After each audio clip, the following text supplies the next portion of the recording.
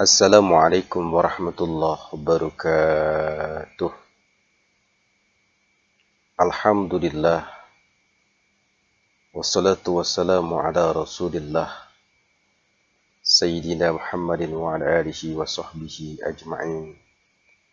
Amma ba'd. Mari kita awali pertemuan kita kali ini dengan sama-sama membaca basmalah. Bismillahirrahmanirrahim. Adik sekalian, pada kesempatan ini adalah materi kita yang pertama pada semester genap ini,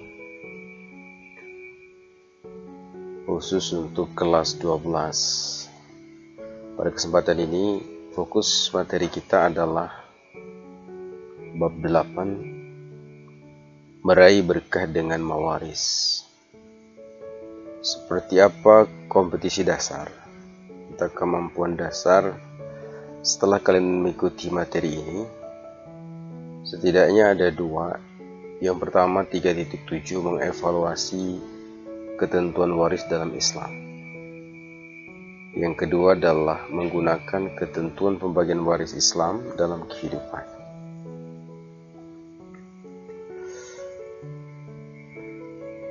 Pada konsepnya, mawaris sebagai bab utamanya, subbabnya nanti adalah kita akan fokus kepada 3 pembahasan. Yang pertama adalah ketentuan hukum Islam atau ketentuan hukum dalam waris. Yang kedua menerapkan hukum warisan Islam. Yang ketiga manfaat hukum warisan Islam. Konsen pembahasan kita pada kali ini adalah ketiga subbahasan atau subbab ini, di mana harapannya kalian bisa mengikuti dengan baik materi ini. Tujuan pembelajaran.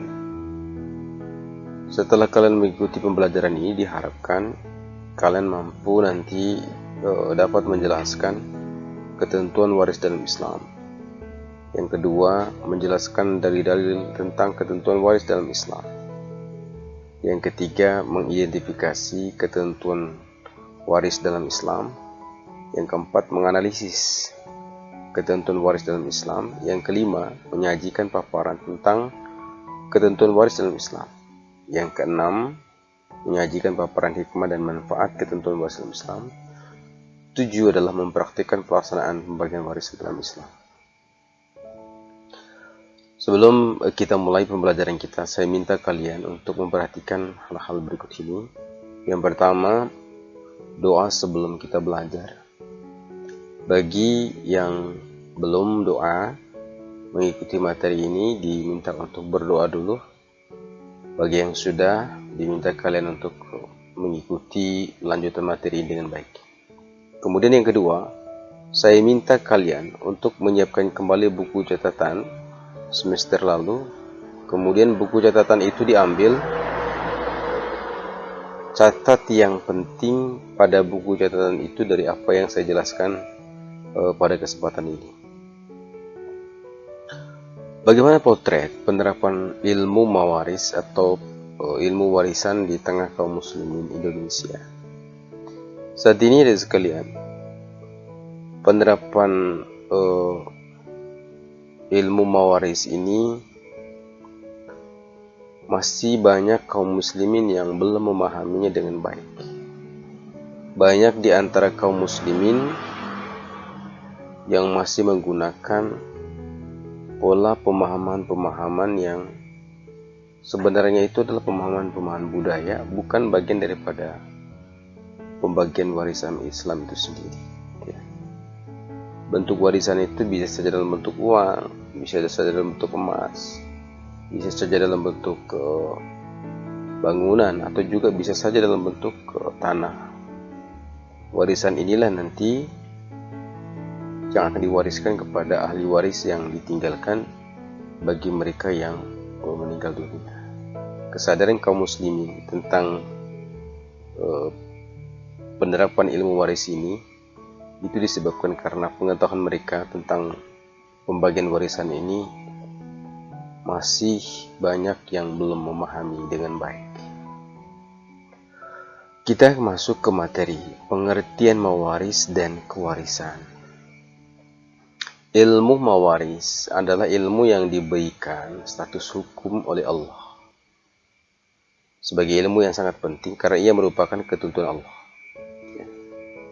Dalam firman-Nya sudah terinci sedemikian rupa tentang hukum mawaris, terutama mengenai ketentuan pembagian harta warisan. Al-Furud Al-Muqaddarah. Dalam bahasa, mawaris itu berasal dari bahasa Arab, al-mirath. Al-mirath itu artinya merupakan bentuk masdar dari kata warisa yarisu irsan, mirasan,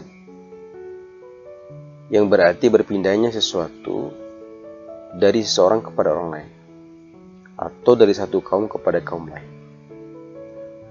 Jadi warisan berdasarkan pengertian ini tidak hanya terbatas pada hal-hal yang berkaitan dengan harta benda, namun juga ada juga yang non harta, seperti Allah katakan di dalam Quran surat An-Naml ayat 16. Dan Sulaiman itu telah mewarisi Daud. Kemudian dalam hadis baginda Nabi SAW juga dikatakan, al-ulama warasatul anbiya. Sesungguhnya ulama itu adalah pewarisnya para nabi. Ya. Jadi bukan hanya kategori harta, tapi istilah waris ini juga masuk juga dalam kategori non harta. Secara istilah, warisan adalah berpindahnya hak kepemilikan dari orang yang meninggal kepada ahli warisnya yang masih hidup. Baik yang ditinggalkan itu berupa harta uang, tanah, atau apa saja yang hak milik legal secara syar'i. Ya. Sebagai dasar tentang masalah waris ini, dalam Al-Quranul Karim, Allah jelaskan dalam Quran surat An-Nisa ayat 7, Allah katakan, di dasar hukum waris ini adalah Al-Quran, kemudian As-Sunnah atau hadis Nabi SAW, kemudian setelah itu ijma'nya para ulama. Dasar yang pertama adalah Al-Quran. Dalam surah An-Nisa ayat 7, Allah katakan, A'udzu billahi minasyaitonir rajim. Bismillahirrahmanirrahim. Lirrijali nasibum mimma tarakal walidani wal aqrabun walin nisa'i nasibum mimma tarakal walidani wal aqrabun mimma qala minhu aw kathura nasiban mafruḍa. Artinya adalah bagi orang laki-laki ada hak bagian dari harta peninggalan ibu bapa dan kerabatnya. Bagi wanita pula ada hak bagian pula dari harta peninggalan ibu bapaknya dan kerabatnya. Baik itu sedikit harta itu maupun banyak, menurut bagian yang telah ditetapkan. Ini sebagai sandaran Quran tentang landasan dasar tentang ilmu waris. Kemudian yang kedua, hadis Nabi SAW. Hadis ini dari sanadnya berasal dari Ibnu Mas'ud radhiyallahu an, perawinya adalah Imam Ahmad. Dikatakan Rasulullah SAW, "Ta'allamul Qur'an wa'allimuhun nas wa ta'allamul fara'idha wa'allimuha fa inni imru'un maqbud." Pelajari Al-Quran dan ajarkanlah kepada manusia. Wa ta'allamul fara'id, maka pelajari al-fara'id, ilmu waris. Wa'allimuha, dan ajarkanlah ia kepada manusia. Kenapa kata Rasulullah SAW? Fa inni imru'un maqbudun. maka sungguhnya aku ini manusia yang akan mati. Wa ilmu marfu'un, dan ilmu pun akan diangkat. Wa yuthika an yakhtilafa ismani fil fara'id wal mas'alati fala yajidani ahada yukhbiruhuma. Hampir saja nanti terjadi dua orang yang berselisih tentang pembagian warisan dan masalahnya, maka mereka berdua pun tidak menemukan seseorang yang memberitahukan pemecahan masalah kepada mereka. Artinya yang sangat dikhawatirkan Nabi itu adalah setelah almarhum atau almarhumah ini meninggal, maka terjadi perselisihan daripada ahli waris yang ditinggalkan. Maka mereka tidak akan bisa menemukan bagaimana cara memecahkan masalah itu. Maka inilah yang ditinggalkan Nabi sallallahu alaihi wasallam tentang bagaimana ilmu waris ini atau ilmu faraid. Dalam hadis Nabi sallallahu alaihi wasallam dikatakan dalam hadis riwayat yang lain, al-ilmu thalathatun wa man siwa dzalika fadlun. Ilmu itu ada 3 macam, dan yang selain 3 macam itu sebagai tambahan saja. Ayatun muhkamah atau sunnatun qa'imah. Yang pertama itu ayat muhkamah. Yang kedua adalah sunnah yang datang dari Nabi. Kemudian yang ketiga au fariyadatun adilah. Yang ketiga itu adalah faraid yang adil, pembagian harta warisan yang adil. Jadi berdasarkan kedua hadis ini, maka dapat difahami bahwa mempelajari ilmu faraid itu adalah fardu kifayah. Artinya suatu kaum muslimin akan berdosa jika tidak sebagian dari mereka itu mempelajari ilmu faraid dengan segala kesungguhan. Kalau dalam satu kampung itu ada yang mempelajari ilmu faraid, maka akan menggugurkan kewajiban atau dosa kaum muslimin yang ada dalam kampung tersebut. Tapi bila dalam satu kampung itu tidak ada yang mempelajari ilmu ini, maka semuanya mereka akan dosa. Jadi hukumnya adalah fardu kifayah. Posisi hukum kewarisan Islam di Indonesia. Masalah hukum waris di Indonesia ini itu merujuk kepada ketentuan KHI, Kompilasi Hukum Islam. Itu diatur pada pasal 7, di mana pada pasal 171 itu diatur tentang pengertian pewaris, harta warisan dan ahli waris. Kompilasi hukum Islam ini adalah ijma'nya para ulama, kesepakatan para ulama dan perguruan tinggi berdasarkan instruksi Presiden Impres nomor 1 tahun 91. Namun yang menjadi perdebatan dari kompilasi hukum Islam ini adalah sekarang itu menjadi hangat adalah keberadaan pasal 185 tentang ahli waris pengganti yang memang tidak diatur di dalam fikih Islam. Misalnya dia ini meninggal tanpa meninggalkan anak, dia tidak memiliki ahli waris. Tidak ada anak, tidak ada istri, tidak ada kerabat, kerabat, kakak adik. Siapa yang sebagai ahli pewaris pengganti? Itu yang menjadi perdebatan dalam kompilasi hukum Islam ini ya, tentang hukum kewarisan Islam di Indonesia. Kemudian dasar ketentuan waris dalam Islam. Yang pertama, ahli waris. 1. Ahli waris. Jumlah ahli waris yang berhak menerima harta warisan dari seseorang yang meninggal dunia itu ada 25. 15 orang itu ahli waris pihak laki-laki yang biasa disebut dengan ahli waris asobah, yang bagiannya berupa sisa setelah diambil zawil furud. 10 orang itu adalah dari ahli waris pihak perempuan yang disebut dengan ahli waris jabil furud, yang bagiannya telah ditentukan. Mungkin gambarannya seperti ini ya. Ada kurang lebih 14 orang dari laki-laki, suami, anak laki-laki dari anak laki-laki, ayah, kakek, saudara laki-laki sekandung, anak laki-laki dari saudara laki-laki sekandung, saudara laki-laki seayah, anak laki-laki dan saudara laki-laki seayah, saudara laki-laki seibu, paman, kandung, sampai yang terakhir itu adalah anak laki-laki dari paman seayah. Kemudian yang dari yang dari perempuan itu ada kurang lebih jumlahnya itu ada 9. Istri, anak perempuan dari anak laki-laki, ibunya bapak, ibunya ibu, saudara perempuan sekandung, sampai saudara perempuan seibu. Ini bagian ahli waris dari laki-laki dan dari perempuan.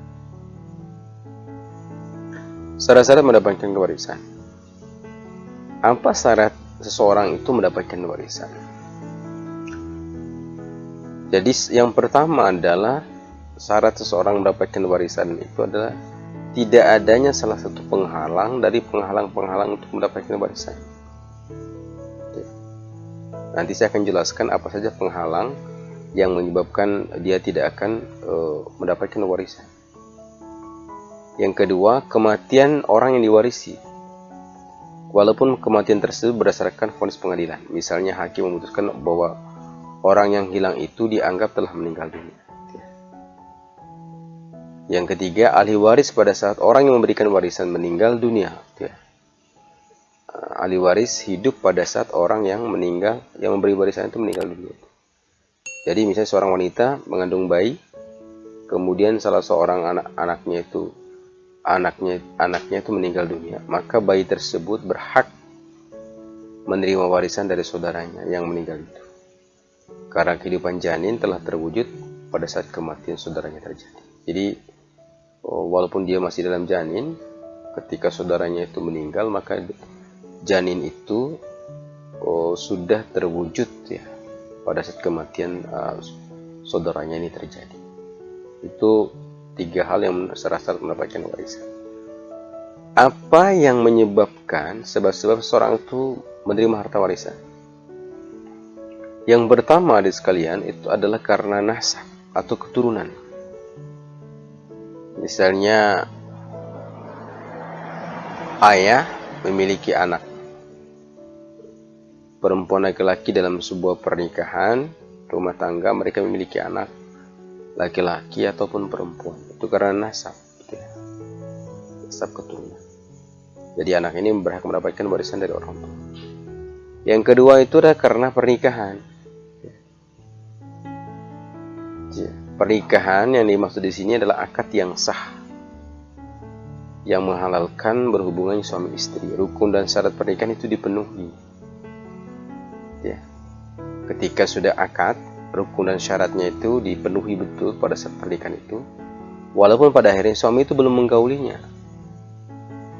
serta belum berduaan, tiba-tiba suaminya meninggal, maka istrinya ini berhak untuk mendapatkan warisan dari suami. Yang ketiga adalah sebab-sebab seseorang menerima warisan itu adalah wala. Wala itu seseorang yang merdekakan budak laki-laki ataupun wanita. Ini hanya terjadi pada zaman Nabi Shallallahu Alaihi Wasallam. Sebab-sebab tidak mendapatkan harta warisan. Sebab-sebab seorang itu tidak mendapatkan harta warisan itu ada 5. Pertama, karena kekafiran. Orang tuanya Muslim, kemudian dia murtad. Ketika dia murtad, maka dia tidak berhak untuk mendapatkan warisan daripada orang tuanya. Anaknya pindah agama. Yang kedua adalah pembunuhan. Pembunuhan yang secara sengaja. Ketika pembunuhan secara sengaja itu dilakukan, maka dia tidak berhak untuk mendapatkan warisan. Anak membunuh orang tuanya secara sengaja, maka anak tidak berhak mendapatkan warisan. Atau istri membunuh suaminya, istri tidak berhak mendapatkan warisan daripada suami. Yang ketiga adalah perbudakan. Masih ada budak-budak itu, budak-budak yang pada zaman Nabi dan sahabat Nabi itu, maka budak-budak itu belum dimerdekakan, maka mereka tidak berhak mendapatkan warisan. Walaupun majikannya ini orang berada, dia memiliki harta warisan, ketika dia meninggal maka budaknya tidak berhak mendapatkan warisan dari majikannya sebelum dia merdekakan. Yang keempat adalah anak dari hasil perzinahan. Berzina ini hati-hati, berzina. Seorang laki-laki perempuan, mereka pada sebelumnya berpacaran, kemudian menikah. Sementara istrinya ini hamil di luar pernikahan. Maka ketika anak ini lahir, anak ini tidak mendapatkan harta warisan dari orang tuanya. Karena anak ini sudah berbentuk janin pada saat mereka belum menikah secara akad yang sah. Maka anak ini lahir, dia tidak berhak untuk mendapatkan warisan. Kemudian li'an. Li'an ini di mana seorang bapak tidak mengakui anaknya. Istrinya mengandung, tapi dia tidak mengakui bahwa janin yang ada dalam istrinya itu adalah anaknya. Ketika bapak tidak mengakui bahwa anak dalam janin istrinya ini adalah anaknya, maka itu disebut dengan li'an. Dengan sebab itulah dia tidak mendapatkan warisan dari ayah atau kedua orang tuanya. Ketentuan pembagian harta warisan. Pembagian harta warisan ini adik-adik sekalian, dari seseorang yang meninggal dunia merupakan yang terakhir dilakukan. Ada beberapa hal yang harus dilakukan sebelum harta itu dibagikan. Pertama, maka harta itu digunakan untuk pengurusan jenazah, membelikan kafan. Kemudian kalau di kota besar itu adalah administrasi tanah kuburnya harus dibayar. Hal-hal dengan pengurusan dengan jenazah itu dikurkan dulu dari harta yang ditinggalkan oleh almarhum atau almarhum. Yang kedua adalah wasiat. Ketika almarhum atau almarhumah ini ada sekalian, dia memiliki wasiat, maka wasiatnya harus ditunaikan. Misalnya wasiatnya itu adalah sebagian harta yang diberikan kepada si A, maka wasiat itu segera ditunaikan dari harta yang ditinggalkan, atau disebut dengan harta tirkala dalam keterangan para ulama. Yang berikutnya adalah hutang. Ketika almarhum atau almarhumah ini memiliki hutang, tunaikan dulu, bayar hutangnya dari harta yang ditinggalkan. Jadi kalau ini sudah dilakukan, barulah pembagian warisan itu bisa dilaksanakan.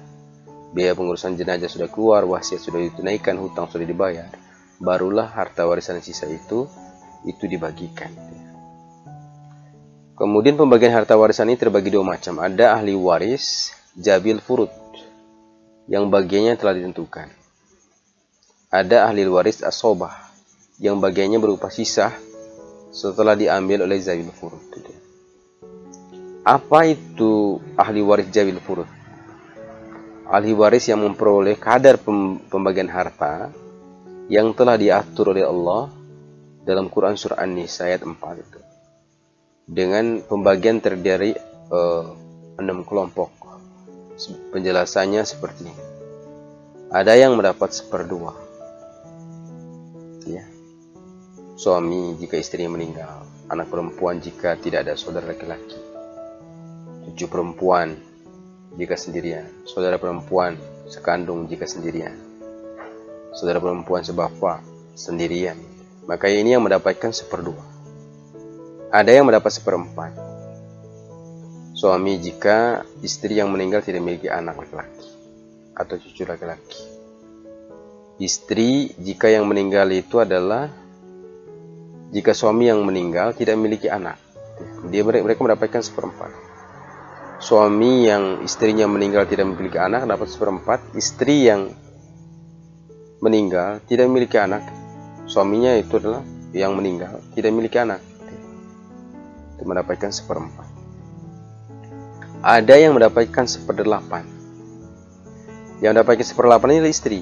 Jika suaminya itu memiliki anak, atau cucu laki-laki atau perempuan atau anak dari anak laki-laki. Ya. Kalau dia memiliki anak, maka dia mendapatkan 1/8 karena tanggungannya lebih besar. Ini sungguh luar biasa sebenarnya. Pembagian dalam Islam sangat adil sekali gitu. Tergantung beban yang dimiliki, yang ditanggung oleh setiap orang yang ditinggalkan. Yang ada yang mendapat 2/3. 2/3 ini adalah 2 anak perempuan atau lebih jika tidak ada anak-anak. 2 cucu perempuan atau lebih dari anak laki-laki jika tidak ada anak laki-laki atau perempuan sekandung. 2 anak perempuan sekandung atau lebih, atau 2 saudara perempuan sebapak atau lebih. Ini mereka mendapatkan 2/3. Ada juga yang mendapatkan 1/3.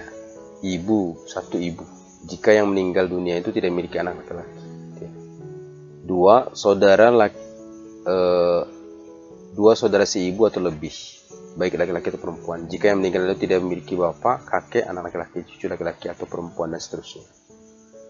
Yang mendapatkan 1/3 yang ketiga adalah kakek, jika bersama 2 orang saudara kandung laki-laki atau 4 saudara sekandung perempuan. Ada juga yang terakhir itu adalah yang mendapat 1/6. Ibu jika yang meninggal dunia itu memiliki anak laki-laki atau cucu laki-laki, saudara laki-laki, perempuan dari 2 yang sekandung atau sebapak seibu. Nenek, yang kedua itu nenek yang dapat 1/6. Jika yang meninggal dunia tidak memiliki ibu dan hanya ia yang mewarisinya, ya. Misalnya nenek ini mewariskan anaknya, ibu dan bapaknya ini meninggal, maka cucunya inilah yang dia rawat sampai dia besar. Maka nenek ini harta warisan dari orang tua daripada anak ini adalah dia mendapatkan 1/6. Bapak secara mutlak dapat 1/6 bila yang meninggal itu memiliki anak atau tidak. Dia secara mutlak. Kemudian kakek jika tidak ada bapak, saudara si ibu, cucu perempuan dari anak laki-laki, saudara perempuan sebapak, itu yang mendapatkan 1/6. Yang kedua adalah ahli waris as-sobah. As-sobah menurut bahasa bentuk jamak dari asib, yang artinya itu mengikat, menguatkan hubungan kerabat nasab. Menurut syara, as-sobah itu adalah ahli waris yang bagiannya tidak ditetapkan, tetapi bisa mendapat semua harta atau sisa harta setelah harta itu dibagikan kepada ahli waris jabil furud. Ahli waris yang menjadi as-sobah itu mempunyai 3 kemungkinan. Kemungkinan yang pertama adalah mendapatkan seluruh harta warisan saat ahli waris jabil furud tidak ada, ya. Kalau ahli waris jabil furudnya tidak ada, yang dari perempuan tidak ada, maka seluruh warisannya didapatkan. Yang kedua, mendapat sisa harta waris itu bersama ahli waris jabil furud saat ahli warisnya jabil itu ada, sisanya itu dia akan dapat. Yang ketiga, tidak mendapatkan sisa harta warisan karena warisan telah dibagikan habis kepada ahli waris jabil furud. 1, dia dapatkan semua hartanya jika tidak ada ahli waris dari jabil furud ini tidak ada, atau dia dapat sisanya, atau yang ketiga, dia tidak mendapatkan sama sekali karena sudah dibagikan kepada ahli waris jabil furud. Macam-macam as-sobah itu, yang pertama, as-sobah bin nafsi. As-sobah bin nafsi itu ahli waris yang menerima sisa harta warisan dengan sendirinya tanpa disebutkan orang lain.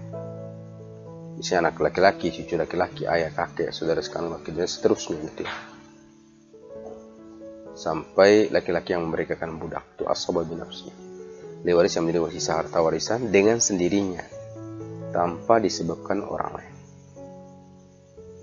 ya.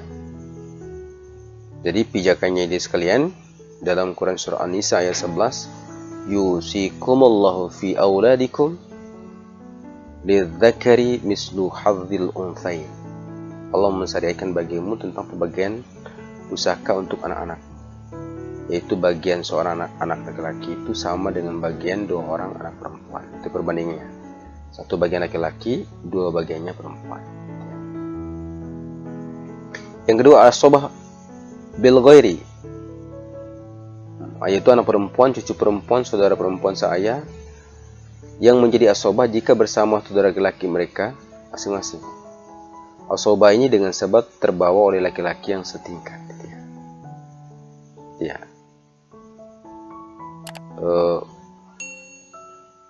setingkat.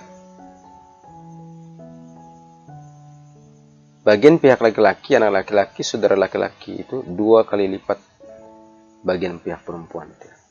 Anak, cucu, saudara perempuan. Allah katakan, wa in kanu ikhwatun rijalan wa nisa'an falidzakarli mithlu hadzil unsayain. Jika mereka ahli waris itu terdiri dari saudara laki-laki perempuan, maka bagian saudara laki-laki lebih banyak, sebanyak bagian 2 orang anak perempuan. Artinya bagian anak laki-laki itu tetap lebih banyak dibandingkan perbandingannya itu adalah bagian 2 anak perempuan itu adalah bagian anak laki-laki. Ini dijelaskan dalam Al-Quran surat An-Nisa ayat 176. Yang ketiga itu adalah asobah ma'al ghair. Asobah bersama orang lain, yaitu ahli waris perempuan yang menjadi asobah dengan adanya ahli waris perempuan lain. Yang berikutnya adalah saudara perempuan sekandung menjadi asobah bersama dengan anak perempuan, seorang atau lebih, atau cucu perempuan dari anak laki-laki. Yang kedua itu adalah saudara perempuan seayah menjadi asobah jika bersama anak perempuan atau cucu perempuan, seorang atau lebih dari anak laki-laki. Sekarang bagaimana menerapkan syariat Islam dalam pembagian warisan? Ini contoh kasus ya.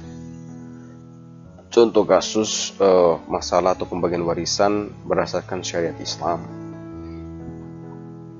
Yang pertama itu adalah seorang meninggal dunia, memiliki hartanya itu 180 juta. Ahli warisnya terdiri dari istri, ibu, dan 2 anak laki-laki. Maka hasilnya berapa? Istri 1/6 karena memiliki anak, 2 anak laki-laki. Ibu 1/8. 2 anak laki-laki itu asobah, dia mendapatkan sisa harta warisan itu. Asal muasalnya dari 1/6 dan 1/8.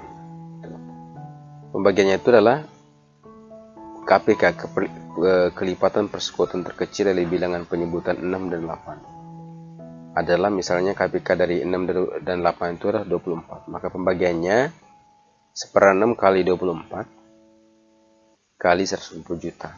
Maka istri ini mendapatkan 30 juta. Ibu mendapatkan tadi berapa? 1/8. Kali KPK-nya adalah 24 kali 180 juta sama dengan 22.500.000. 2 anak laki-laki itu adalah 24 kurang 4 tambah 3. 4 tambah 3 7. Ya. Berarti anak laki-laki itu dia mendapatkan 17. Dia mendapatkan 17. 24 kurang 4 tambah 3 kali 127, 127 juta. Dia mendapatkan 127 juta.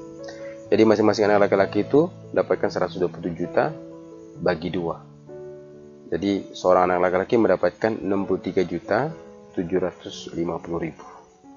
Itu cara pembagiannya. Jadi 2 anak laki-laki ini masuk dalam kategori asobah, mendapatkan harta sisa dari ibunya, kemudian dari neneknya. 2. Perhitungan dengan menggunakan aul. Misalnya seorang meninggal dunia meninggalkan harta warisan 42 juta. Ahli warisnya terdiri dari suami dan 2 saudara perempuan sekandung. Harta yang ditinggalkan 42 juta. Maka hasilnya berapa? Suami itu mendapatkan 1/2 dan bagian 2 saudara perempuan sekandung itu adalah 2/3. Asal masalahnya apa? 1/2 dan 2/3. 1/2 dan 2/3 itu KPK-nya berapa itu? Penyebutan 2 dan 3, berarti 6.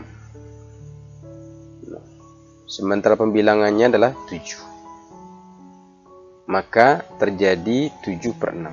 Untuk pembagian dalam kasus ini harus menggunakan aul, yaitu dengan menyamakan penyebut dengan pembilangannya. Aulnya 1.